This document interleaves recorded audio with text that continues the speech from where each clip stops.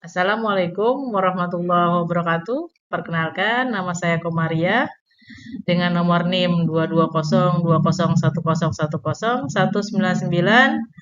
dari Universitas Cyber Asia dengan mata kuliah Perilaku Organisasi dengan judul Konflik Gaya Kepemimpinan Kepala Tata Usaha di Lingkungan Kerja dengan dosen pengampu Joko Suharyanto, SE, ME, CPOD. Yang pertama, pendahuluan. Konflik gaya kepemimpinan kepala tata usaha di sekolah dapat dianalisis melalui perspektif teori perilaku organisasi. Konflik ini bisa timbul dari berbagai faktor, dampaknya dapat dirasakan di berbagai aspek, dan ada beberapa cara untuk mengatasinya. Berikut adalah uraian detailnya mengenai hal sebagai berikut. Yang pertama, penyebab konflik, yaitu perbedaan gaya kepemimpinan. Setiap kepala tata usaha memiliki gaya kepemimpinan yang berbeda seperti otoriter, partisipatif, atau delegatif. Perbedaan ini dapat menimbulkan ketidaksesuaian dalam cara mengambil keputusan dan komunikasi dengan staf. Selanjutnya, perbedaan nilai dan tujuan. Jika kepala tata usaha dan staf memiliki nilai dan tujuan yang berbeda, hal ini dapat menyebabkan ketegangan, misalnya kepala tata usaha mungkin lebih fokus pada efisiensi, sementara staf mementingkan kesejahteraan siswa. Selanjutnya, komunikasi yang buruk. Kurangnya komunikasi yang efektif dapat menyebabkan kesalahpahaman. Hal ini sering terjadi ketika informasi tidak disampaikan secara jelas atau ketika ada hambatan dalam saluran komunikasi. Yang kedua, dampak konflik. Yang A, penurunan moral dan motivasi.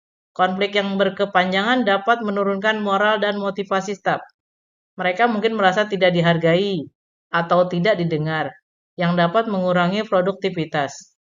Yang B, stres dan burnout. Lingkungan kerja yang penuh konflik dapat menyebabkan stres yang berujung pada burnout. Kesehatan mental staf dapat terganggu, berdampak pada kinerja mereka.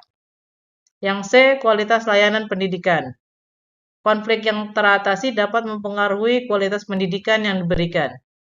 Staf yang tidak termotivasi mungkin kurang efektif mengajar, mendukung siswa. 3. Cara mengatasi konflik. Yang pertama, peningkatan komunikasi, yaitu membangun saluran komunikasi yang terbuka dan transparan sangat penting. Rapat rutin, sesi umpan balik, dan forum diskusi dapat membantu mengurangi kesalahpahaman. Yang B, pelatihan kepemimpinan, yaitu memberikan pelatihan kepada kepala tata usaha tentang gaya kepemimpinan yang efektif dan teknik resolusi konflik dapat meningkatkan kemampuan mereka dalam mengelola tim. Yang C, mediasi dan negosiasi, yaitu menggunakan mediator yang netral untuk membantu menyelesaikan konflik dapat menjadi solusi yang baik. Mediator dapat membantu menemukan titik temu antara pihak yang berkonflik.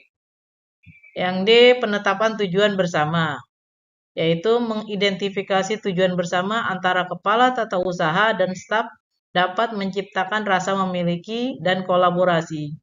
Tujuan yang jelas dapat menyatukan visi dan misi semua pihak. Yang keempat, teori perilaku organisasi. Dalam konteks ini, teori perilaku organisasi seperti teori X dan teori Y, Douglas McGregor dapat membantu memahami pendekatan berbeda dalam kepemimpinan.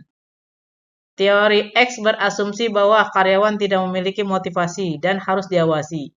Sedangkan teori Y berasumsi bahwa karyawan ingin berkontribusi dan merasa puas dengan pekerjaan mereka.